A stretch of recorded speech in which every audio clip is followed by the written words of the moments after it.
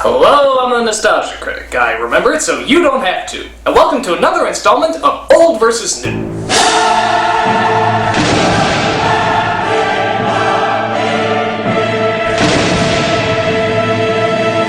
You wanna know what I love?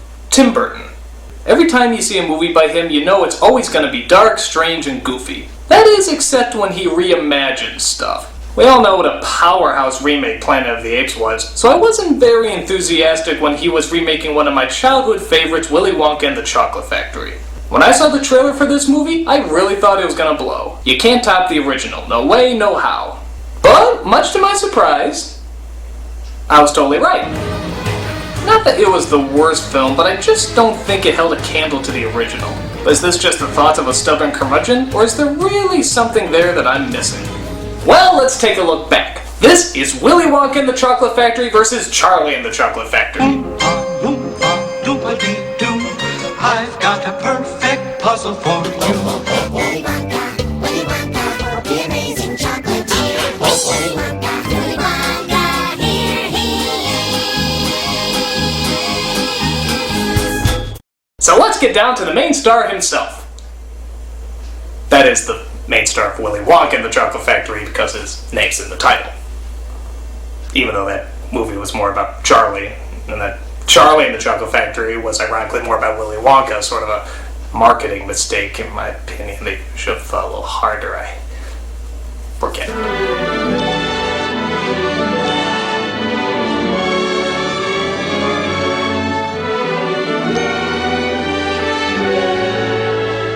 These are two of my favorite actors, Gene Wilder and Johnny Depp. Every time you see them, they're a ton of fun to watch, playing a ton of different characters, ranging from kind and innocent to psychotic and more psychotic.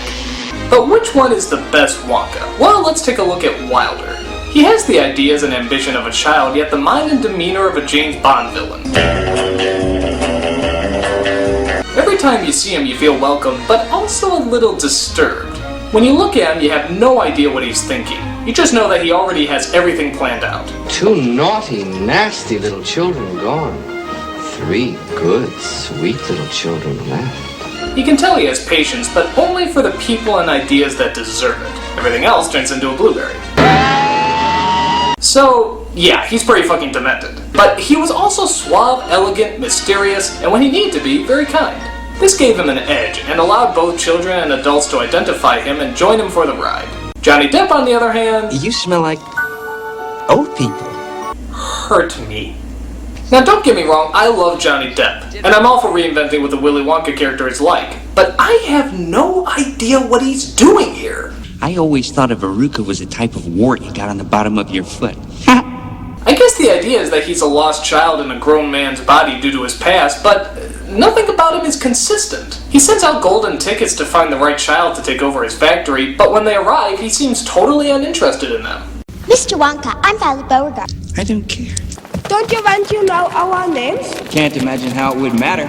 Maybe because they'll be running your shit!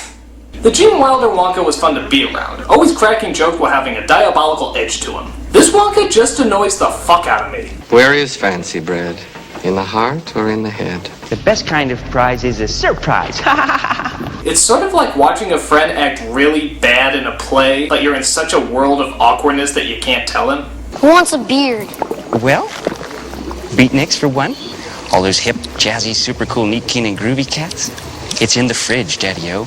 Are you hep to the jive? Can you dig what I'm laying down? I knew that you could. Slide me some skin. So, brother? Yeah, that was good. That was good. Plus, why does he look like a mix between Marilyn Manson and that Russian chick from Indiana Jones 4? We are the music makers. And we are the dreamers of dreams. You're really weird. Johnny, I love you, but everybody has to have at least one bad performance, and unfortunately, this is yours. Point goes to the Wonka version. That's weird. Oompa, loompa, doopa-dee-dee. If you are wise, you'll listen to me. But what about the supporting cast? Which one is truly more scrum-dilly-cup...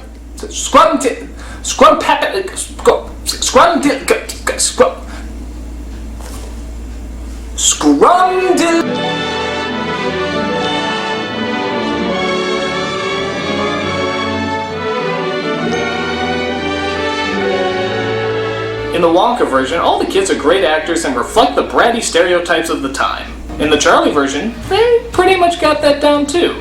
In fact, they updated. Mike TV is more obsessed with video games than he is with television, and his parents are a lot more careless, like the kind of hapless people who wouldn't mind letting technology raise their child. Die! Die! Die! I also like the update with Violet, as they make her a winning obsessed champion, and not just a gum enthusiast. The mother is updated too, reflecting kind of a perfect soccer mom who pushes her daughter's victories to the nth degree. That's a little bit more of a modern problem than a girl who just chews a lot. How about Grandpa Joe? Both are different, but both seem to be supportive and strong, especially when it comes to prancing out their bedridden sheets, fucking fingers. I think I like the Wonka Grandpa Joe a little better because he was a tad more stubborn, which made him all the more supportive. But did they really have to make him sing? I never dreamed that I would climb over the moon in ecstasy. Good morning! Look at the sun! Shut up!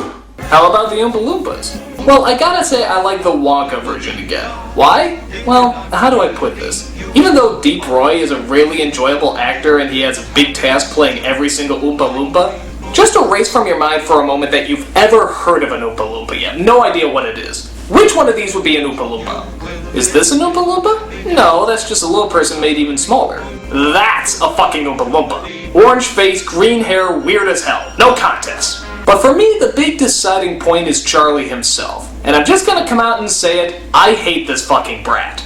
I'm sure he's a nice kid and he's acted well in other movies, but he is a friggin' saint in this picture, does everything right, never thinks of himself. He's a damn Boy Scout. We need the money more than we need the chocolate. Candy doesn't have to have a point. I wouldn't give up my family for anything. Usually they're just trying to protect you because they love you. Every time I see his precious little smile, I just want to deck him. What makes you feel better when you feel terrible? My family. The old Charlie was a lot more realistic. He was a nice kid, but he was still a kid. He would get sad, he would get angry, and there's even moments where he would get greedy. I want it more than any of them. In case you're wondering if it'll be me, it won't be. Just in case you're wondering, you can count me out. We don't look down at him for it, we just know it's all part of being a little boy. This kid could try out for Jesus. We'll share it. Oh no, Charlie. Not your birthday present. It's my candy bar, and I'll do what I want with it. Do this in memory of me. Also, his performance is pretty bland, but what do you expect when you pretty much have no juicy material to deal with?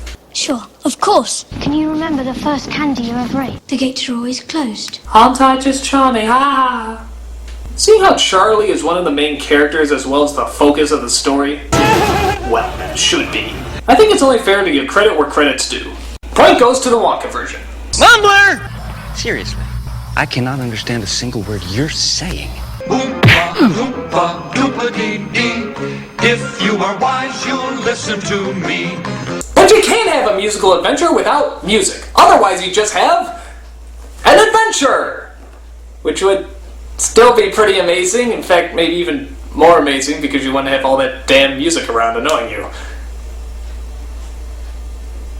I need something to off-awkward this. Thank you! This is best music.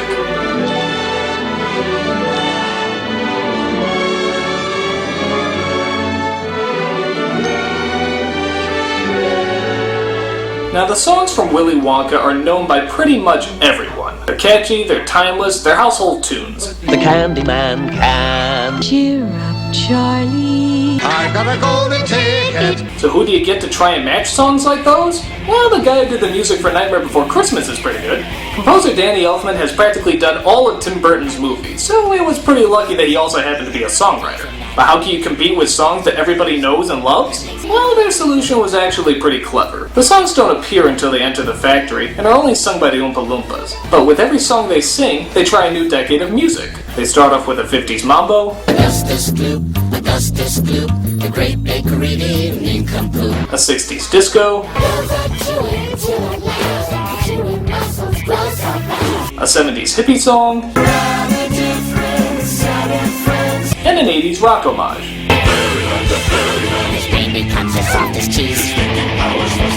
Now that's a really clever idea. The only downside is that the songs, while entertaining, are pretty short and to be honest, not very memorable. That is, except for... This song tormented so many people months after they saw this flick. It's so catchy you'll bleed your brains out of your ears. With so much generosity, there is no way to contain it. To contain it, to contain, to contain, to contain. Oh, hooray! But enough of that. That's enough of that. For God's sakes, at least play something else! Stop! But how does the rest of the music fare out? Well, they both seem to match the tone they're trying to set. Wonka's is a bit more whimsical and smooth, where Charlie's is a bit more quirky and deranged.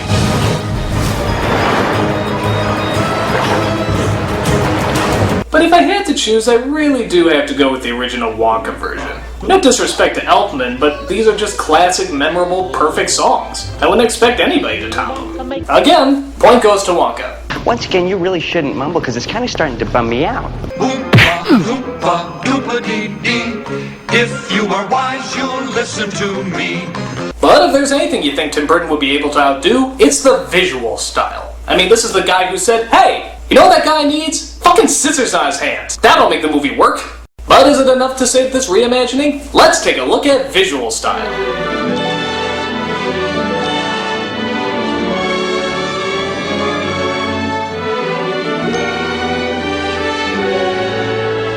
This one really is like apples and oranges because they both have very distinct looks. The look of the Wonka movie has sort of a timeless feel, almost like it could take place anywhere. But to be fair, the Charlie version does too. Burton really knows how to take our modern day world and make it look like something out of a fairy tale. The cinematography and sets are just so exaggerated, they're absolutely perfect. But in a sense, that's also a problem with the film. The first half is so cleverly set up and visually clever that it actually kind of loses its edge when it goes inside the factory. There's a few too many things going on, it's a little too dark to make everything out. In Wonka's version, you could see everything fine, and the strangeness was a great contrast to the typical everyday world we saw in the first half. But the Wonka version has problems too. The film does have sort of a 70s tint to the whole thing, and on top of that, the effects were good at the time, but are now a tad outdated. That chocolate river looks more like liquid feces. It always looked like colored water, and it still does. It's polluted. It's chocolate. No, it's not. The Charlie version looked a lot more like chocolate. I mean, it really looks like you can eat that stuff. That and they did actually get the proper design of what a gobstopper looks like. I mean, what the fuck are those? Can't you see? It makes everlasting gobstoppers. No, that's a radioactive paperweight. I'm not sure what you smoked to see gobstopper. In the Charlie version, the factory never did look quite right, but at least it did look more like a factory, particularly in the opening credits. A close call, but I am gonna go with the Charlie version. They just had more money, more time, and a visionary nutball to make it all look good. Point goes to the Charlie version. He's absolutely bonkers.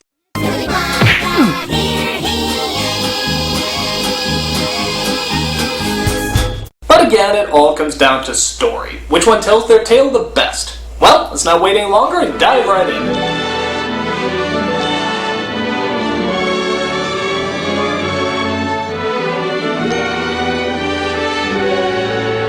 While both versions seriously deviate from the book, I give credit that they both create their own vision of what they're trying to say. As I said before, the Wonka version is more focused on the Charlie character, and the Charlie movie is ironically more focused on the Wonka character. Isn't that strange? And I have to be honest, I went into the Charlie version expecting to hate it, but when it started, I didn't find it that bad. It seemed creative and felt like it was trying to start its own unique version that actually kind of worked. That is, again, until Depp showed up. Jack!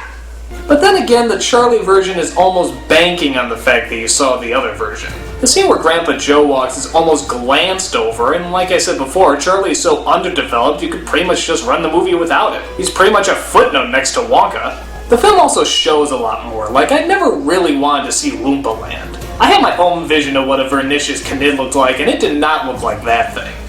In fact, I still have my kindergarten drawing of what I thought one originally looked like. I had issues. It also bothered me how we don't know if the kids survived in the Wonka version, yet we clearly see them survive in the Charlie version. I think the message sticks much more to kids when you don't know if they survived, but there's still that possible out that they did. There's also no Slugworth, but that wasn't really in the book anyway. And there's also no outburst at the end, which seemed to really put Charlie's innocence and kindness to the test. Now granted though, the Charlie version did update a lot of plot holes. Like why shrink down a giant piece of chocolate that could make like 50 bars into one? In this version, they actually say they want to teleport through television, which is a lot more clever. They also explain that Wonka is looking for children to win the golden tickets, not adults. I mean, how did he know in the other version that coincidentally 5 children and not 5 adults would find the tickets? I'm a trifle deaf in this ear. Speak a little louder next time. But what really gets me are the morals. That's probably the weirdest part. The moral of the Wonka version is just always be good and true to yourself and one day you'll get your reward. Simple enough. The moral of the Charlie version, I guess, is to always be a kid at heart but be an adult in your mind. Don't spend your adult life being a little child. But that's more of a message for grown-ups, isn't it? You know, and unsuccessful comedians. But like I said before, the #1 problem with the Charlie version is that it was about Wonka, and it shouldn't be. Charlie is the focus and the character kids can identify with. Wonka is more like Merlin or Mr. Miyagi. He's interesting, but he's not the heart of the story. That has to belong to the main character, which is Charlie. His name is in the title of the book, for crying out loud! Though I don't hate it as much as I did in the past, it's clear which one's the superior version. The Wonka version. It's Wonka version. The old, the original, the timeless classic. Willy Wonka and the Chocolate Factory. No way. Oompa, loompa, doompa-dee-dee. If you are wise, you'll listen to me. So the old wins this time around. As a special treat, here's the original music from Willy Wonka and the Chocolate Factory to play us out. Willy Wonka, the amazing chocolate No! Play something else! Play something else! Something else! Something else! Alright, enough is enough. This is the final! This is the very, very last straw! Who is responsible for this? I demand that you show yourself! Who are you? Huh?